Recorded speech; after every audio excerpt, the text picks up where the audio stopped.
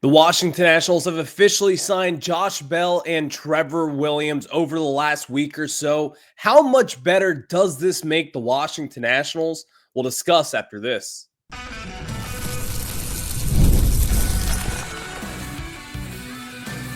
You are Locked On Nationals, your daily Washington Nationals podcast, part of the Locked On Podcast Network, your team every day. And thank you all for making Locked On Nationals your first listen every single day, as we are free and available wherever you get your podcasts. And of course, you can check us out over on YouTube. Just search up Locked On Nationals. And of course, wherever you get your podcasts, again, search Locked On Nationals and hit that subscriber button. Later on in today's program, we're going to get into a little bit of the New Year's as we are into 2025 now, which is unbelievable to think about. But let's kind of talk about the new year with the Nationals and also get in some starting pitchers that maybe they could add, maybe they couldn't. We'll answer that question for you a little bit later on in today's program. But in the second segment, how much better did the Washington Nationals get with Josh Bell and also re-signing Trevor Williams, who had a great season in 2024, but can he replicate that moving forward? We'll have that for you in the second segment of today's program. But let's react to really the two signings that the Nationals have made this offseason with Josh Bell come back here in DC after they traded him away in that Juan Soto deal just a handful of seasons ago. He signed a 1-year, $6 million contract, and Trevor Williams re-signed with the Nationals on 2 years, $14 million. And both these things are a little bit confusing, I guess, to say the least. But before we get into it, the NFL playoffs are almost here, but it's not too late to get on the regular season action with FanDuel, because right now new customers can finish the season strong with $250 in bonus bets if your first $5 bet wins. Just visit FanDuel.com to get started. And we get started on a high note for the Washington Nationals. They have made two signings in free agency and really just kind of reacting to these. Let's just start with this first. I was not necessarily convinced that the Nationals would be making some big moves. These aren't really big moves, so I guess you could say I was right. Maybe you're right if you were thinking the same thing. But overall, I'm not going to say I'm upset with these moves. These are good moves. Josh Bell was solid last year, to say the least, and Trevor Williams was really good outside of that injury that he had that really kind of shut him up for the majority of last year. But kind of getting into these decisions and what they really mean for the Nationals, these moves feel as if they're like the icing on the cake. Like those last kind of finishing touches before you make a postseason run. And also, they seem like the finishing touches to a good offseason. Here's the only thing missing from these signs is that the Nationals have not really had an explosive get-to-have kind of player signing a star this offseason. We have not really had that to kind of put us over that hump. In my opinion, these moves happen after that big move. And that was my first reaction, was that, number one, maybe they just think they are that close. Maybe they don't think that spending on an Alex Bregman or spending on a Corbin Burns or Pete Alonso is that big of a deal right now. Well, I can tell you this. If you think Pete Alonso is coming to DC after these moves, he is not. Josh Bell is going to be your DH. Then Nathaniel Lowe will play your first baseman every single day. But the frustrating part with these moves is that, again, it doesn't seem as if that these are the moves that should be your marquee kind of free agency acquisitions. That's not what it should be. These should be the finishing touches after you sign an Anthony Santander, after you sign a Pete Alonso. Someone to kind of bolster up this roster, because that's what the Nationals need at this point.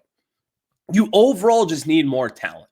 And while the Nationals, I do believe they got better signing Josh Bell, I do believe that you get better retaining Trevor Williams and signing him to a 2-year deal. Overall, they aren't like overwhelmingly good. Like these aren't moves that you're bragging to your Mets fans about. These aren't moves that were telling the Phillies, you better watch out. And the same with the Braves. Meanwhile, the Phillies and the Braves, they've both been relatively quiet this offseason, but also those teams, they're ready to win now. They're ready to make World Series runs as we sit here today. These moves, do they make it closer for the Washington Nationals? Maybe. Because I do think, again, that Josh Bell will help you. You've seen it before. Josh Bell back in 2022 was really having a career year for the Nationals that season. He was awesome. In those 103 games that he played for the Nationals, he had an 877 OPS. He was batting .300, had 14 home runs, and that was just over 100 games. Josh Bell was on a pretty elite clip that season, even winning a Silver Slugger in the National League that year. But now with the Nationals, I just feel as if what we thought would be a big splash offseason where maybe the Nationals would go out there and be in a Pete Alonso market, you now have three new guys here. Josh Bell, Nathaniel Lowe, and Trevor Williams is coming back on a 2-year deal. So really just two new guys. And Soroka as well, who's in the fold. That's not really putting the Nationals over the hump, in my opinion. Now, these guys will help the Nationals. I do think Josh Bell will be solid. I do think Nathaniel Lowe will be pretty damn good. And I also think Trevor Williams will help in a starter role and also maybe down the road in a bullpen capacity kind of fireman situation. I think these moves are plus. But I was looking for that plus move. We just aren't going to get that this offseason. And I think that has to frustrate a lot of people. It has to. And we're going to answer the question whether are these moves going to give the Nationals that extra juice to make a postseason run? We'll have that answer for you later on in today's program. But sitting here today, I feel as if the Nationals did get better. And I can't just ignore that fact of this. Because the Nationals signing Josh Bell, while it's not the crazy splashy move, you know this, he's going to hit the ball, he can hit the ball hard, and he's going to hit home runs. That's going to be good. Nathaniel Lowe has won a Silver Slugger, has a Gold Glove caliber kind of position over at first base. That's going to help a lot as well. And you also have Trevor Williams, who can kind of do it both ways, whether he's a solid starter for you or comes in as that fireman out of the bullpen, making spot starts. The Nationals have overall gotten a little bit better. But I think if you were to kind of hone in on these moves and just combine the money, I know it's not how it works and it's not how GMs think, but hear me out for a second. If you were to combine the AAV of Josh Bell and Trevor Williams and Nathaniel Lowe, you feel as if you probably could have done something a little bit more. You would have liked to see the Nationals go out there and really put their name on the hot seat and say, we're here and we're going to sign Pete Alonso. We're going to go after Alex Bregman. We're going to make some trades. We're going to get this team better. We're going to be ready to make a postseason run in 2025. Overall, I'm not sure if we're ready to say that. I do think these moves help the team. I do think the Nationals win more than 71 games than what they've done over the last 2 years here. I think we have gotten better. But also, the Nationals have a lot of holes. And how much better did they get? Well, I'll answer that after we tell you guys about some of our very good friends over at FanDuel. And of course, guys, you know the drill. The NFL playoffs are almost here, but it's not too late to get in on the regular season action with FanDuel, America's #1 sportsbook. Because right now, new customers can finish the season strong with $250 in bonus bets if your first $5 bet wins. And FanDuel has so many ways for you to pick up a W. I love betting on which players will score a touchdown and how many points each team will score. It is thrilling. This weekend, you've got Jaden Daniels, who should be in the MVP conversation, going up against those Dallas Cowboys. I've got a Jaden Daniels anytime rushing touchdown and also a Terry McLaurin anytime touchdown score. And you guys can do that at our friends at FanDuel. And just visit FanDuel.com to join today. That is FanDuel.com for your chance at $250 in bonus bets. Make every moment more. FanDuel, the official sportsbook partner of the NFL. And now we get back into it with discussing some of these Nationals offseason moves so far. And the question that we're going to get to here is how much better does this make the Nationals? You are a 71-win team over the last 2 years, haven't really made any big kind of acquisitions up to this point outside of Josh Bell, Trevor Williams, and now you also have Nathaniel Lowe in the fold. How much better did the Nationals get? I do think we got better, but I don't think this gets the Nationals into the postseason. Now, with the current roster and the way that it's constructed, with all your top prospects, with all the guys who are at the major league level, this could potentially be a postseason team, but things will have to happen, and I'll lay the groundwork right here for you.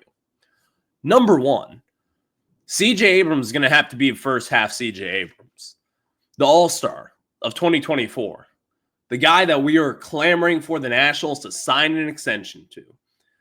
Also, James Wood. James Wood is going to have to be your star-studded player. Dylan Cruz. These are three guys that have to pan out and be stars for the Washington Nationals in order for this team to take that next step.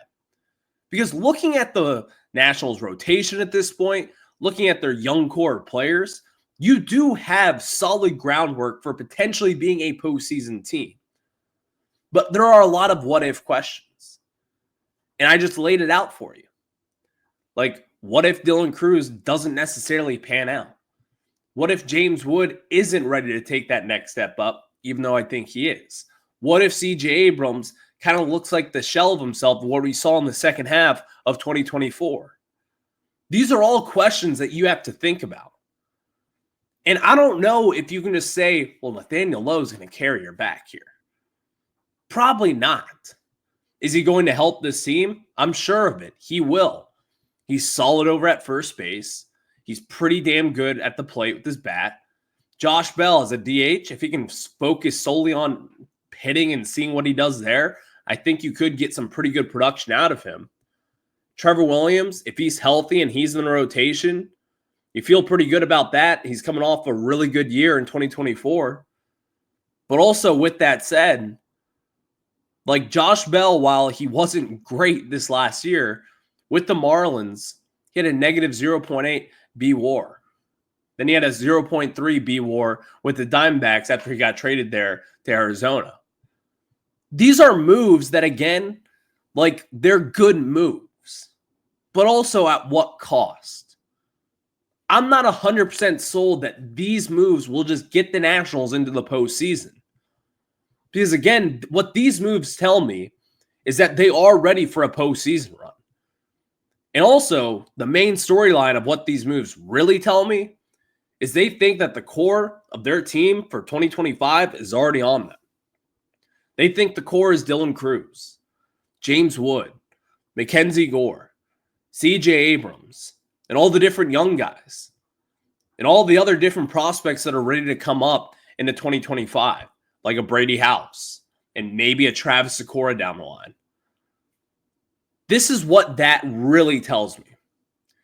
And at some point in time, if you're a Nationals fan, if you watch and root for this team constantly, you have to feel like, are these really going to be the guys that will take the Nationals to that next step? And they could, but it's hard to convince me of that. Because again, a lot of things have to happen in order for the Nationals to get there. I do want to hit home on this fact, though. The Nationals did get better. I don't want people to take this out of context and say, well, you're just a hater. You're not really looking at the big picture. No, I am. This Nationals team is good. They will be a lot better than what I believe we saw last season.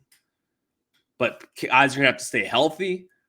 You're going to have to see Trevor Williams be a really good pitcher yet again for the second straight year, which might happen, but also might not happen. You're going to have to see Josh Bell kind of have a little bit of a renaissance here as he's getting older and he's 32 years old, going to be 33 this summer. These moves tell me that the Nationals think they are right there. And they are. But I think that still sitting here today, I would have liked to see the Nationals go after a superstar. I would have liked to see them go out there and sign a Pete Alonso and sign a Max Fried, of someone like that. Someone to really get you over the hump. And then you make these kind of decisions where you add Josh Bell, where you trade for Nathaniel Lowe, where you bring back Trevor Williams on a pretty team-friendly contract. But ultimately, with what we have done so far, you're missing that star. You're missing that big offseason acquisition that we're talking about here, saying, look what the Nationals did. That is what gets them over the hump. And let me just say this. The offseason, it's not over yet. They could go in there and maybe stun everyone and sign Anthony Santander. Maybe you go out there and make a big splash trade, whichever way that could look. But what these moves tell me is that they're probably done. You could go out there. I could still see a possibility where the Nationals try to offload some of their top guys to get a star in the building. I don't know what that could look like. Maybe it's Luis Castillo with the Seattle Mariners at this point. Who knows what the Nationals decide to do? But overall, these moves are good. They're pushing you in the right direction.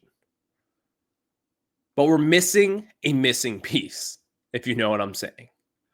We're missing that star. This is not the offseason where the Nationals went out there and got their Jason Worth. Unfortunately, this isn't the offseason where you got your Max Scherzer either. But with this Nationals team, you did get better.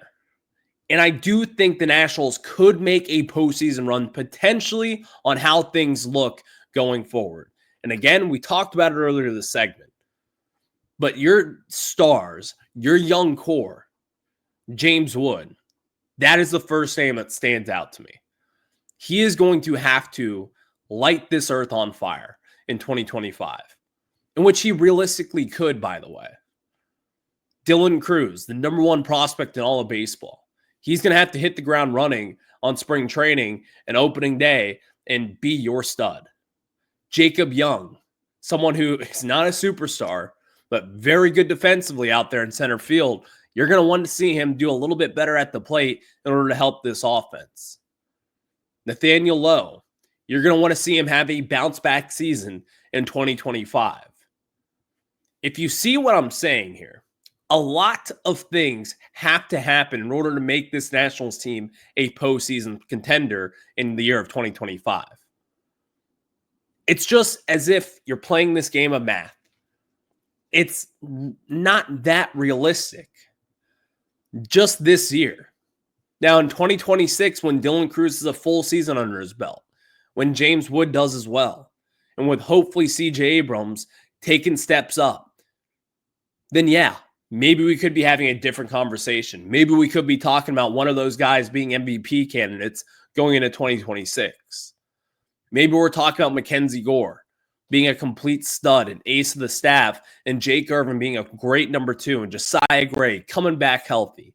Cade Cavalli coming out of nowhere, being part of this rotation. But I've watched this game a lot. 25 years old now. I've seen this Nationals team. I've seen how they have kind of got themselves in position to win.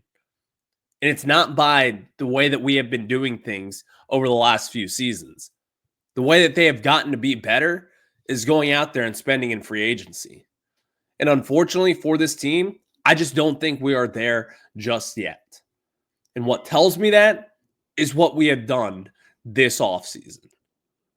Let me reiterate this point and hit home here. Josh Bell, Nathaniel Lowe, bringing back Trevor Williams, Soroka. All these moves help the Nationals. But I don't think this pushes the Nationals past like 85 wins. And I don't think if all these guys reach the peak of their powers, really kind of gets you set up to make a big run in October. Other things will have to happen.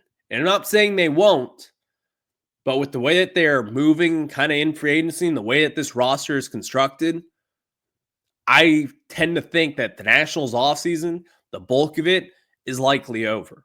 I'm sure we'll see some bullpen moves. Maybe we see a trade. But overall, I think this is that. And it does get you better. But I don't think it gets you into the postseason in the year of 2025. So let's talk about this because the Nationals, starting pitchers, and also just kind of previewing the new year. We are next month.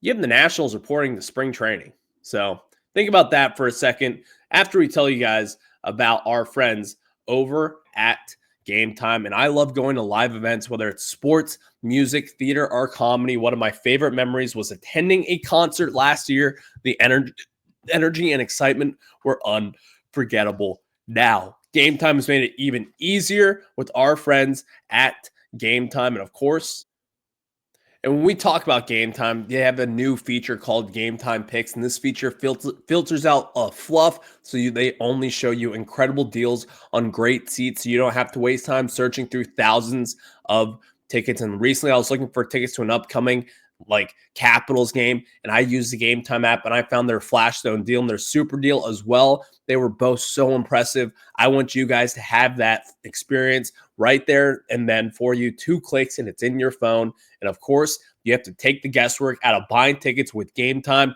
Download the Gametime app, create an account, and use code LOCKEDONMLB for $20 off your first purchase. Terms apply. Again, create an account and redeem code LOCKEDONMLB for $20 off.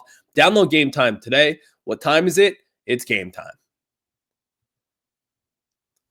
Now we get back into it with the Nationals and just kind of previewing 2025. We are here. Happy New Year to everyone, by the way. This Nationals team, it's going to be a fun one to watch in 2025. They will be making some noise. I do think that the Nationals, at some point this season, we will be talking about them potentially making a postseason run. That is exciting. It has been since 2019 since you've really had any hope. I guess you could say 2020 and 2021, just 2 years removed from winning a World Series, but you also lost a lot of key guys in that year. You lost Anthony Rendon, and as well as some other pieces over that World Series team. But I think this year in 2025, you can actually finally say that there is some hope, that there is something to look forward to. And again, maybe the Nationals kind of lay an egg this year, which is totally possible, by the way. But here's the good news. You still have Mike Rizzo running the baseball ops here in town. He is one of, if not, in my opinion, a top 5 executive in all of baseball. The job that he has done to get this team in this position in 2025 is incredible. Looking back at that Juan Soto trade a few years ago, that was one of the best moves any GM has ever made across all of sports.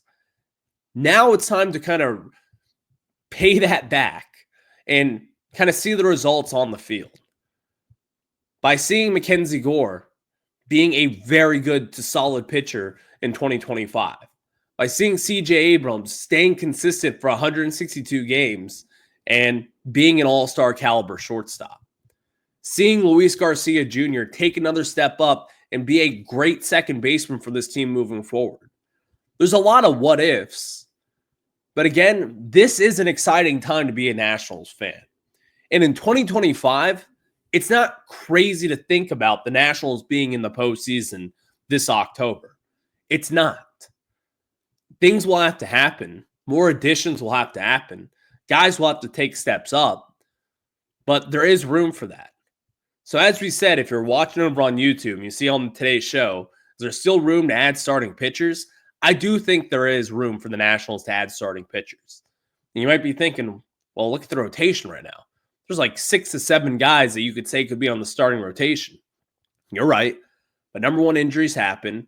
And number two, there's going to be a lot of competition entering spring training. You got Gore, Irvin, Hers, Parker, Williams, Soroka, Cavalli when he's healthy, Gray when he's healthy. The Nationals, they've got a lot of different guys. And also Travis Sikora, one of probably your best prospect in your system outside of Dylan Cruz. These are things that you're going to have to think about into 2025. And maybe the Nationals get on the right track, and we're talking about a postseason team in the year of 2025. I will catch you guys on the flip side. Happy New Year. I will talk to you tomorrow. Have a good one. Go Nats.